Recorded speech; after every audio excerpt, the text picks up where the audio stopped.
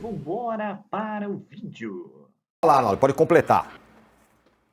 Eu acho o transferban, tá escrito aí, ó, transferban do Casares é mais vergonhoso do que o transferban do Stabile, que agora foi recém-empossado presidente. Embora o Casares indique que o caminho que ele preferiu adotar para o São Paulo é exatamente oposto ao do Corinthians, né, de tentar sacrificar uma temporada, esportivamente falando, para ter uma vida menos complicada e se tornando saudável ano após.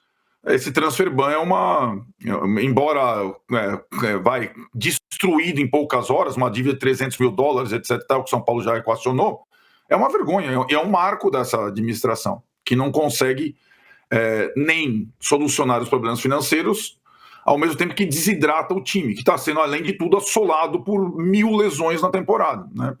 Então, o São Paulo, eu não sei como, sinceramente, Tironi consegue não ter uma temporada esportiva complicada. Eu li o seu livro, que é muito bom, inclusive, né, sobre a história das hegemonias dentro do futebol brasileiro.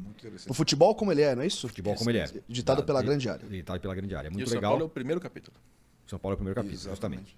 E aí, o que me chama a atenção ali é que todas as hegemonias ou domínios de clubes e tal, eles duram, quando muito, 8 anos. Nem o Santos do Pelé foi tão dominante assim. Foi tão dominante. Ele durou de 58 até 70, você tem que esticar muito, né? Aí teve o São Paulo do Tele, que foram 5 anos. Depois o São Paulo do Muricy, mais 4. O Corinthians ali, depois que, né, quando foi campeão do mundo, mais uns 6. E por aí vai. E essa é a tese que eu defendo, que muitas pessoas brigam comigo. O que está acontecendo para mim, nesse momento do futebol brasileiro, é que Palmeiras e Flamengo, eles têm um domínio que nunca aconteceu antes no futebol brasileiro, nada parecido. Sobretudo, inclusive do ponto de vista financeiro, não sobretudo, inclusive do ponto de vista financeiro.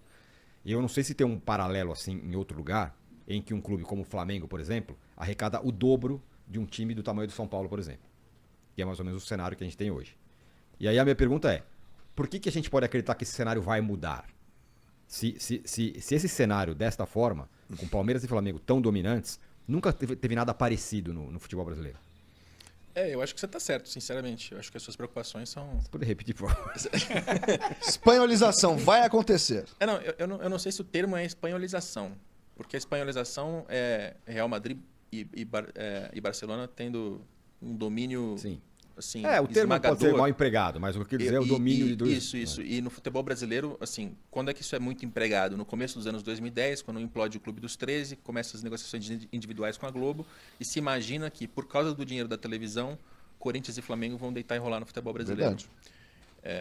Que era o motivo que, naquela época, Real Madrid e Barcelona deitavam e rolavam no espanhol, porque eles faturavam muito mais com a televisão.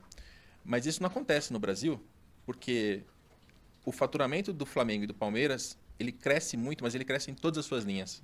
Não é só na televisão. Ele cresce muito no patrocínio, ele cresce muito no estádio, ele cresce muito na transferência de jogador. E isso reforça a sua preocupação, porque não passa a ser um problema sistêmico que não é facilmente resolvível, se é que essa palavra existe. Basta a gente ter um controle aqui, basta redirecionar ali, não dá. Você não consegue tirar a receita do Flamengo e dar para o Botafogo, tirar a receita do Palmeiras e dar para a Portuguesa. Não dá. Não faz sentido. E esses dois clubes, eles dispararam em todas as linhas de receita, né? Hoje, tampouco dá para virar e falar assim, não, a culpa é da Globo, porque a Globo, no seu contrato de TV, privilegia o Flamengo e aí a mamãe Globo, sei lá o quê. Não dá mais para dizer isso. Porque o contrato de TV representa 30%, 35% do faturamento desses clubes, né? O Flamengo fatura 1,3 bilhão de reais. Aí ele tem um comercial que coloca, sei lá, eu não lembro os números de cabeça todos, mas assim, você tem aquilo bem dividido em 30%, 30%, 30%. Em transferência de jogador, o Palmeiras vai fazer $500 milhão, entendeu? Num ano.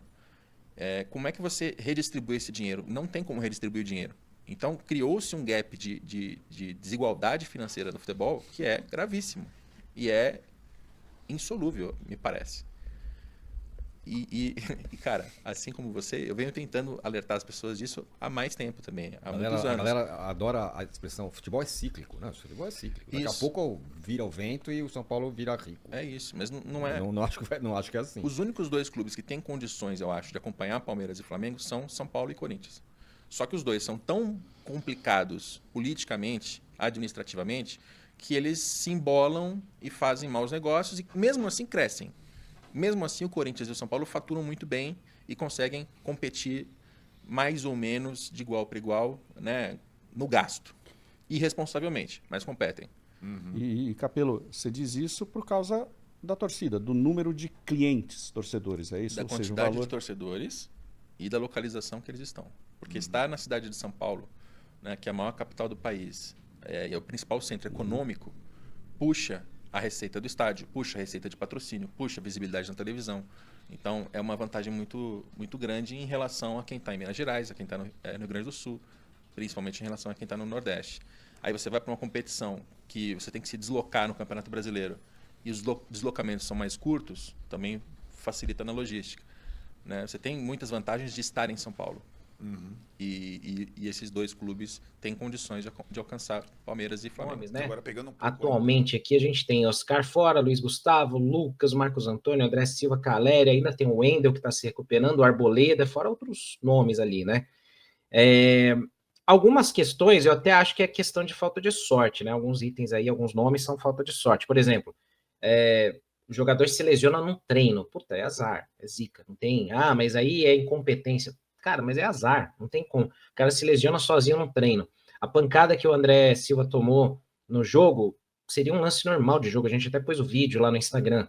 É muita falta de sorte também, né? E aí a gente tem toda essa questão, cara. Nenhum time do mundo consegue sobreviver com tantas lesões. Parece que é só com o São Paulo, né, Pri? Você olha o Palmeiras, você olha o Corinthians, você olha Santos.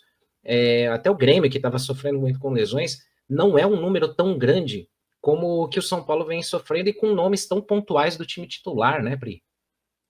Pois é, e o problema, né, Senna, não é que, vamos supor que fosse uma exceção. O São Paulo tá vivendo esse momento, e aí o torcedor fica chateado, é claro, mas acontece, o problema não é esse, o problema é que é muito recorrente, né, é sempre assim, e é incrível como é sempre nos momentos que o São Paulo mais precisa. Eu vi várias pessoas comentando sobre essa lesão do Marcos Antônio, por exemplo, lembrando a lesão do Alisson, né, então, assim, são vários traumas e é muito recorrente, cara, por isso que incomoda muito as pessoas. É muito difícil a gente vir aqui e apontar o dedo para um culpado. Primeiro, porque eu não sou médica, né? Eu não sou especialista no assunto. E segundo, que eu não acho que tem um culpado. Eu acho que é uma junção de várias coisas, né? O próprio, se a gente parar para pegar, por exemplo, o Oscar, cara, no Paulista ele foi extremamente desgastado, jogando uma sequência gigantesca, um jogo atrás do outro, e ele claramente não é esse tipo de jogador. Então, eu não acho que é um culpado, eu acho que é todo mundo trabalha junto em busca da mesma coisa, que é vencer, que é conquistar títulos, que é ser competitivo.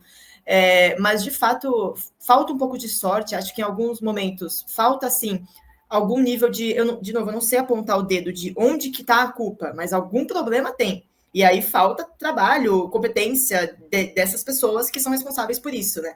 Porque é muito grande de fato essa situação do camisa 9, né? Ela é um negócio real. Eu não sei. Eu acho que não existe nenhum caso desse no mundo, cara, na história do futebol, né? O São Paulo perde o seu primeiro, o seu segundo e o seu terceiro camisa 9 ali. Não tem o Caleri a temporada inteira, o Rian já há um tempo, agora não tem o André Silva. E aí, nessas horas, a gente vê que, como o Kaique estava falando, né? As contratações, elas são meio difícil, porque elas não resolvem nesse momento, né? Nós temos e nesse 20 momento, dias talvez... até esse jogo aí do Botafogo, então é um tempo suficiente, né, sempre em tese, tal, por uma lesão assim leve, ser tratado e depois a transição cumprir todo o ciclo de tratamento. E para essa posição, acho que o São Paulo está bem servido. O São Paulo tem o Bobadilla, tem o Alisson, que imagino que já esteja aí para voltar, a não ser que também haja uma coisa mais séria em relação ao Alisson. Tem o Pablo Maia, que voltou a jogar bem, foi o melhor em campo para mim ontem.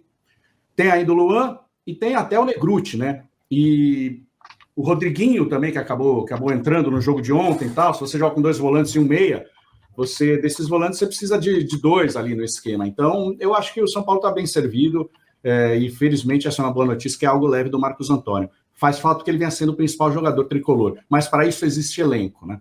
A questão do André Silva é muito mais grave, porque além de ser uma lesão terrível de joelho, né? Só não é pior do que o rompimento total aí do ligamento.